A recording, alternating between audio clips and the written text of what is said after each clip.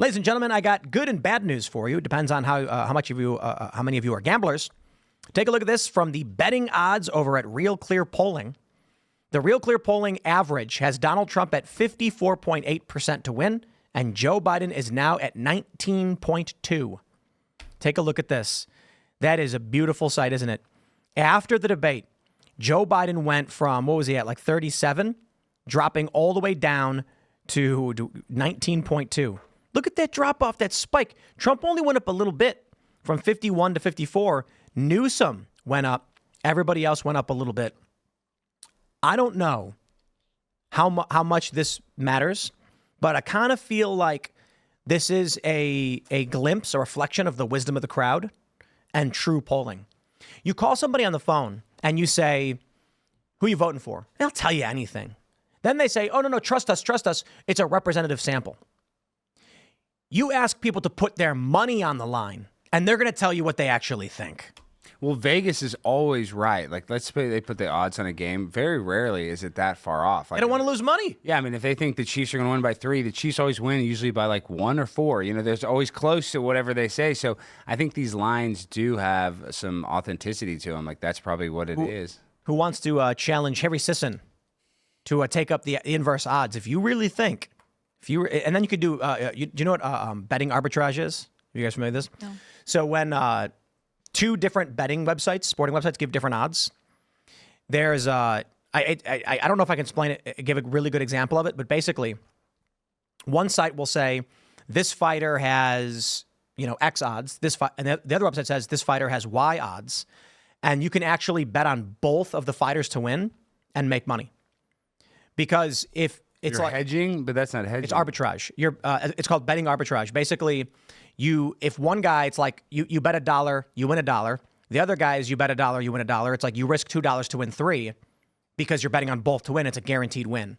Because different betting websites have different odds, and you can see right here the different odds they have for Trump. So depending on the outcome, like PredictIt's odds for Biden right now are 25. The argument is if you can find bets that have that imbalance, you can make money. So I'm basically saying you take up Harry Sisson on his adamant fervor that Biden is going to win, and then you've easily got a win-win where you can't lose. Isn't he like 19 though? 21. He's 21. Oh, okay. He's a little older than I thought. I mean, the dude clearly doesn't watch politics at all. No. He's just on. I think he gets his TikTok, tweets sent to him like, hey, here's this, tweet it out, we'll pay you $100,000.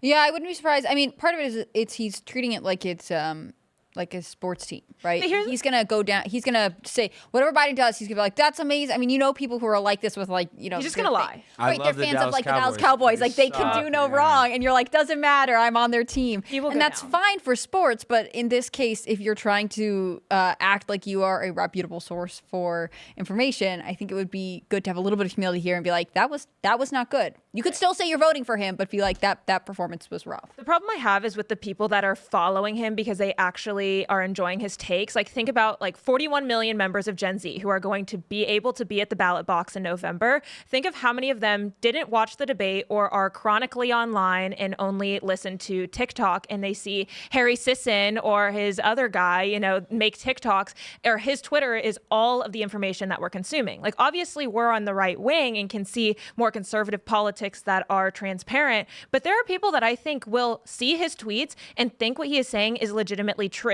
And that's why I have a problem is he is willingly lying and will never even admit to it. Like, he is so sold out on Biden 2024. It's sick. Yeah. I don't know his metrics though, his views to it. Have you been in his comment sections? Oh yeah. I mean, I've gone back Is and it all forth. hate? with I him don't ever before. look. It's But fun. It's like, still, like, if you go on his TikTok and like there's also Gen Z for Change, we're tweeting and posting about it. And like, I'm 24, like I'm a Gen Zer. So I'm on the college campuses and I see what they're talking about. And I think for a lot of like moderate, independent Gen Zers who are more concerned about the social justice issues more than immigration and policy, they see what he's saying and they're like, oh, late term abortion? Yeah, I'm for that. And just with the sole fact that they're like the low prop Gen Z voters. That's the only thing that I'm concerned about. Does anybody like a late-term abortion, though? I mean, do people on the left even? Yes. Feminists, yeah.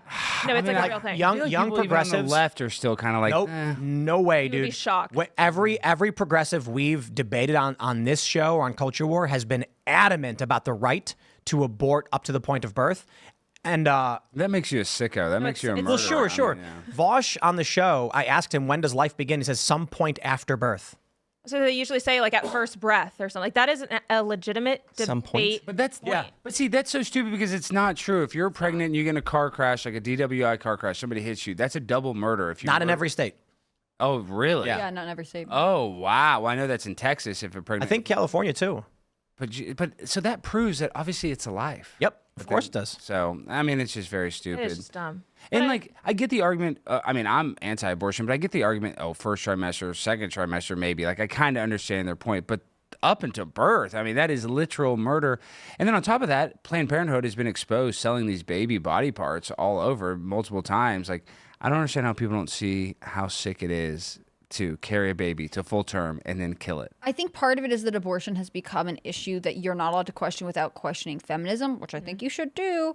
I think about, there's very little, it's similar to the birth control conversations, right? Like you can't say, hey, maybe the birth control pill has long-term side effects that we don't talk about enough without it being like you are trying to set women back and chain them to the kitchen and whatever else like the fear is. And I think it's similar with abortion, right? Like if you don't let women have access to abortions, then you hate them and you're trying to enslave them or whatever. When really like the conversation should be like, do we have enough research out there about the long-term consequences of these things? I'm with you. I think it should be something that you don't want, that people are against, that it is a life and you recognize such. But if you're like a believe science and trust everything feminist, I think the way to convert them would be like, hey, has anyone done a study on what the long-term consequences for your body after you have an abortion are? Because I think part of it is they don't talk about it because we can't question this at all. It really is an emotional issue, but not in terms of preserving life. It's emotional in the sense of like you are questioning the philosophy and ideology with which I govern every decision I make, extreme feminism. Well, but if you're trying to appease feminists, then why do you let trans people in all their circles? Well, and that's what I say all the time is it's like the toxic feminism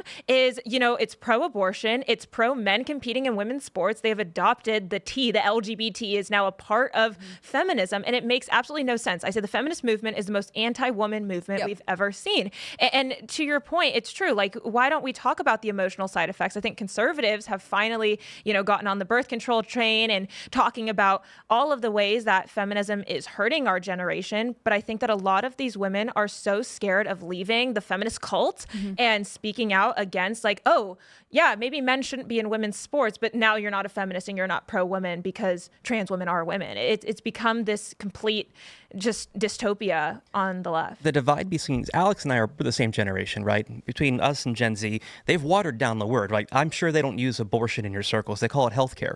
They've moved that goalpost so far down. It's now healthcare. It's a women's right. I believe it's murder. That's what I believe. I believe it is always murder. I don't want to celebrate it. We don't celebrate suicide. Why do we celebrate murder, right? It is the removal of life. It's never a good thing. I understand sometimes it happens. Life of the mother is involved, rape, incest. We have these things. But you water that down so much and call it healthcare. Who's going to fight that? Have you ever looked? I've done this a couple times where I'll have a super liberal friend and you'll be like, well, I don't believe it's healthcare. And it's like there's a glitch. Like they don't know how to respond to that because they are so ingrained in this conversation of like if you don't let women have abortions, it's like not letting someone who's diabetic have insulin. Like it's a complete. It's so different from how we view it. And I think that's one of the conversations that I like that abortion brings up is like, well, how do we value life and where does it begin? And like, what are the things that we are willing to say no to as a culture?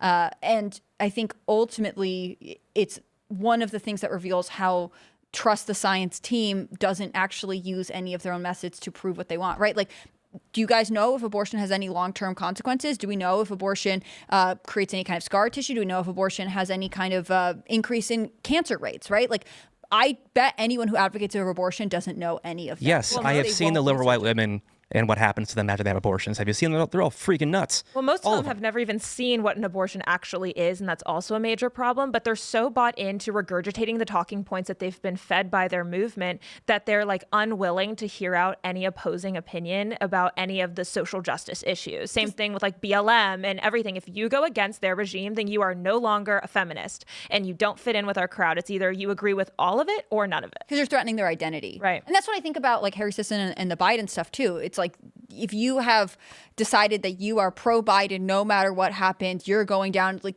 everyone gets irritated with the like always Trumpers, right? Like liberal media will be like, they would do anything that Trump says and this, that, and the other. It's like you guys have those people too. In fact, you're almost worse because in this case, there's an elderly man on stage who seems to be really struggling and you guys are just catching up on the fact that maybe this isn't okay. Thanks for watching this clip from Timcast IRL. Make sure to check out the live show Monday through Friday at 8 p.m. on this channel. Subscribe and we'll see you all there.